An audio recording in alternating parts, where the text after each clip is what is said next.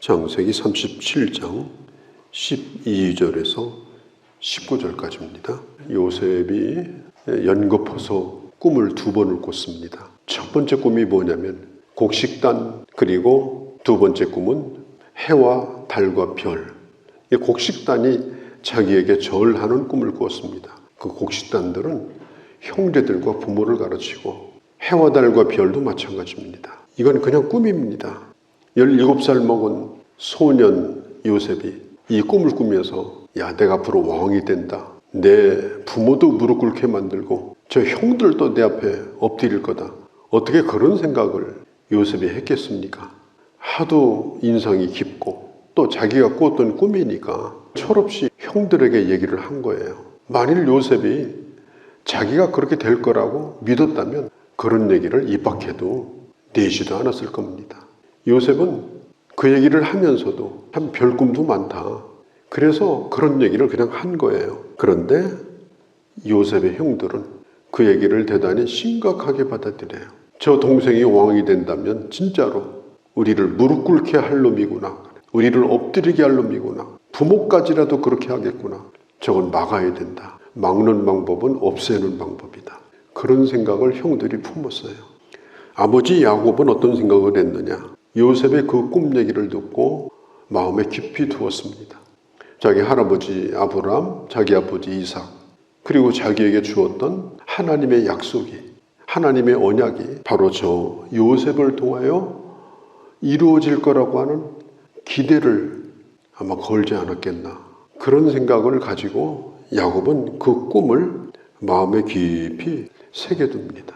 그 이후로 시간이 갈수록 이 형들의 시기심은 점점점 기분 나쁜 정도를 넘어서 이제는 저 동생이 없어졌으면 좋겠다.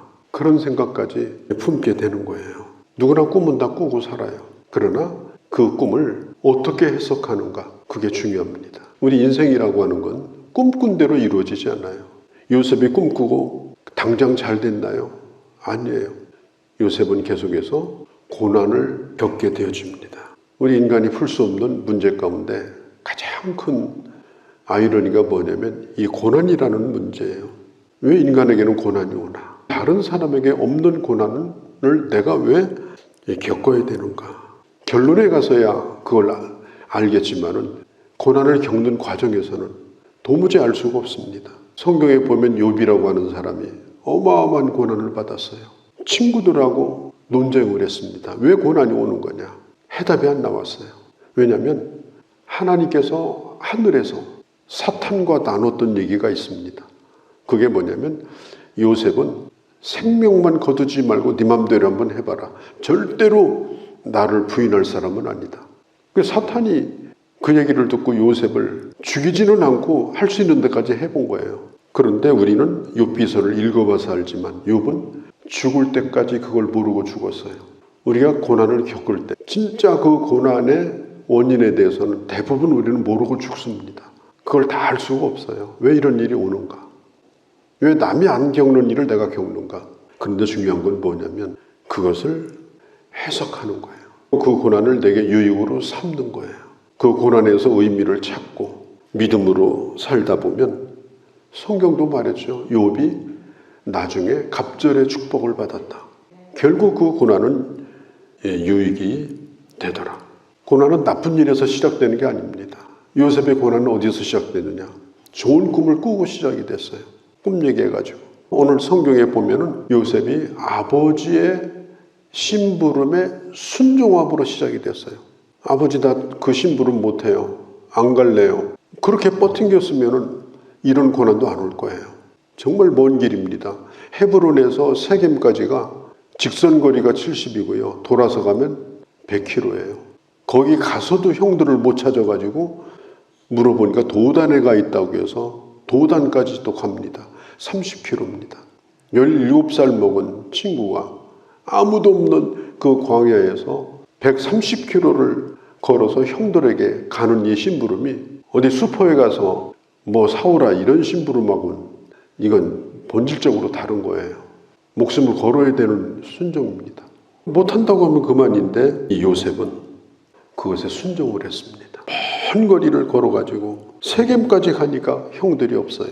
거기서 사람들에게 수소문을 합니다. 도단까지 찾아가게 됩니다. 야곱도 자기 아들을 그렇게 보내는 게 20년 동안 헤어지는 시작이라고 하는 걸 몰랐죠. 요셉도 아버지에게 순종하는 것이 그런 고난의 시작이라는 걸 몰랐죠. 우리 인생도 마찬가지예요. 내가 오늘 정당한 일을 하든지 어제 하던 일을 똑같이 하든지 상관이 없어요. 어떤 고난이 올지 사람은 눈앞에 있는 일도 모릅니다. 요셉은 13절에 있는 대로 그리 하겠나이다. 그 어려운 아버지의 부탁을 요셉은 들었습니다. 이걸 보면은 요셉이 참 대단히 성실한 사람이라는 걸 알 수 있습니다. 17살 본 소년이지만 대단히 성실한 사람이에요. 세겜까지 왔어요. 거의 100km를 걸어서. 그런데 형들이 없어요. 그냥 이만큼 하고 돌아갈 수도 있잖아요. 아버지에게 돌아가서 나 형들 못 만났다. 최선을 다했더니 안 됐다. 얼마든지 할 수 있는 얘기가 있습니다. 그런데 이 요셉은 책임감이 아주 투철한 사람이에요. 그렇게 하지 않고 했다고 쏘기지도 않고 그렇게 머리를 굴리는 사람도 아니고 단순하게 아버지가 시키는 일을 그대로 한 거예요. 그러니까 형들이 도단에서 양을 치고 있는데 들판에 나와가지고 몇 날 며칠을 양을 치고 거기서 먹고 자고 하니까 완전히 노동자, 거지 노동자 옷차림이에요. 그런데 형들이 저기서 보니까 채색 옷을 입은, 우리는 채색 옷이라고 하면 색동 옷을 생각하는데 아니에요. 염색을 잘한 귀한 사람들이 입는 그런 컬러가 있는 옷을 가르쳐요. 그러니까 요셉이 그런 옷을 입고 딱 저 먼 데서 나타나요. 그 옷을 보는 순간 형들은 속이 뒤집어져 버립니다. 저놈이 여기까지 저 옷을 입고 나타났구나. 아니 왜 저놈이 여기에 왔는가? 요셉의 꿈도 마음에 안 들고 옷차림도 마음에 안 들고 자기에게 오는 것도 마음에 안 들어요. 18절에 보면 요셉이 그들에게 가까이 오기 전에 왜 왔는지 묻지도 않았어요. 얼마나 먼 길을 왔는지 무슨 일이 있었는지 묻지도 않았어요. 오기 전에 자기들끼리 죽이기를 꾀하여 서로 이르되 뭐라고 말하느냐? 꿈꾸는 자가 오는도다. 요셉을 꿈꾸는 사람이라고 붙여준 별명은 목사님들이 붙여준 별명이 아니고 요셉을 죽이려고 하는 사람들이 붙여준 별명이에요. 요셉은 꿈꾸는 사람이 아닙니다. 우리가 꿈꾸는 사람이죠. 저도 어젯밤 꿈을 꿨는데 요셉은 꿈을 잘 안 꾸는 사람이에요.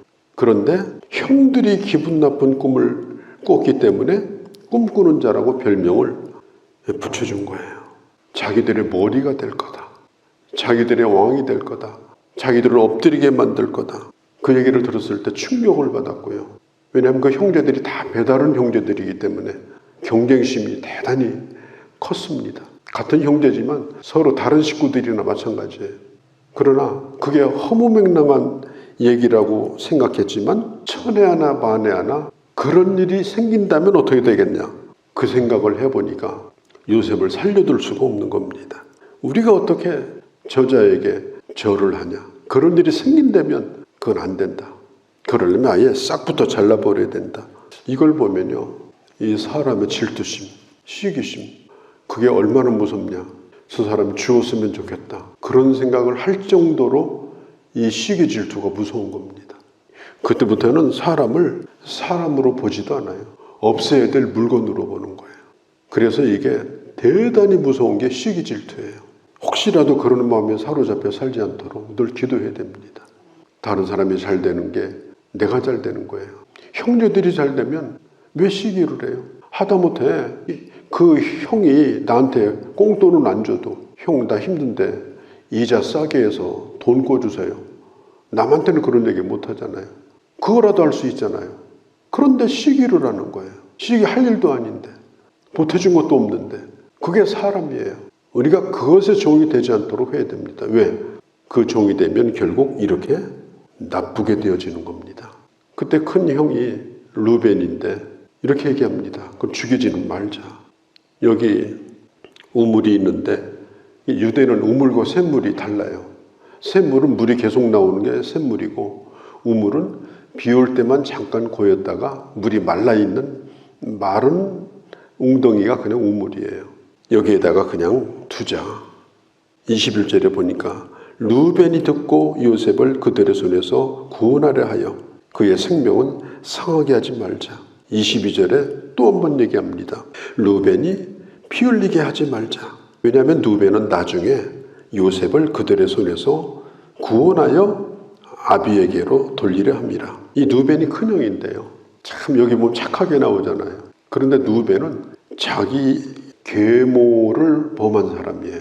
그런데 희한하게 여기에서 이렇게 요셉을 살리려고 하는 일을 합니다. 그래서 요셉이 죽지 않고 죽이려고 하다가 이 마른 웅덩이에 던지게 됩니다.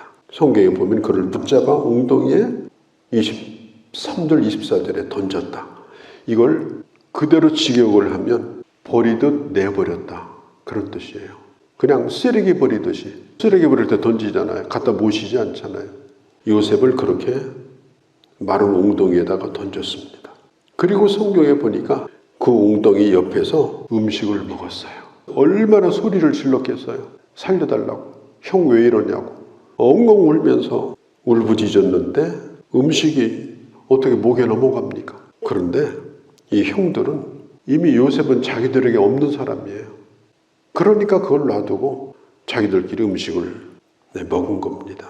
나중에 창세기 42장에 보면 요셉이 총리가 됐을 때 그 형들이 요셉을 만나요. 형들이 자기들끼리 그런 얘기를 합니다. 창세기 42장 21절에 보면 요셉이 애걸할 때에 그 마음의 괴로움을 듣고도 듣지 아니하였다. 웅덩이에 요셉이 빠졌을 때 가만히 있지 않았다는 거예요. 그때 애걸을 하고 살려달라고 소리를 치고 그냥 몸부림을 쳤는데 그 괴로움을 다 보고 듣고도 웅덩이 밖에서 쳐다봤을 거 아니에요. 그리고도 듣지 아니하였다. 형들이 자기들끼리 20년 전 얘기를 하는 겁니다. 그게 바로 오늘 이 현장이에요. 요셉은 자기가 뭐 총리가 되고 형들이 그렇게 무릎 꿇으리라고 무슨 거대한 꿈을 꾸고 그런 사람이 아니에요. 그냥 꿈꾼 얘기를 한 거고 아버지 말씀에 순종하다가 이런 일을 이렇게 겪게 된 겁니다. 그런데 신기한 일이 생겨요. 왜 루벤 같은 형이 별로 좋은 형도 아닌데 왜 유다 같은 형이 그것도 좋은 형이 아니에요. 왜 요셉의 편을 들었을까? 그리고 굶어 죽어야 되는데 그때 마침 왜 미디안 상인이 왜 그때 마침 거기를 지나갔을까? 그리고 하필이면 왜 시위대장 보디발의 집에 노예로 팔려갔을까? 하필이면 왜 감옥에서 왕의 신하를 만났을까? 그 시작이 바로 이 웅덩이에요. 이 웅덩이.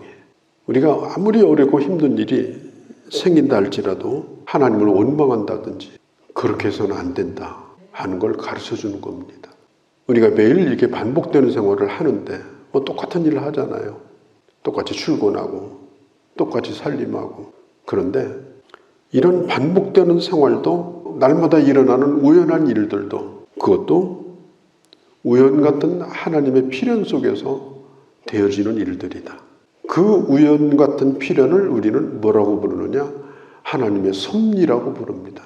하나님의 섭리. 한문으로 이 섭자는 귀이자, 한문 귀이자를 세 개를 포개해 놓은 것이 섭자예요.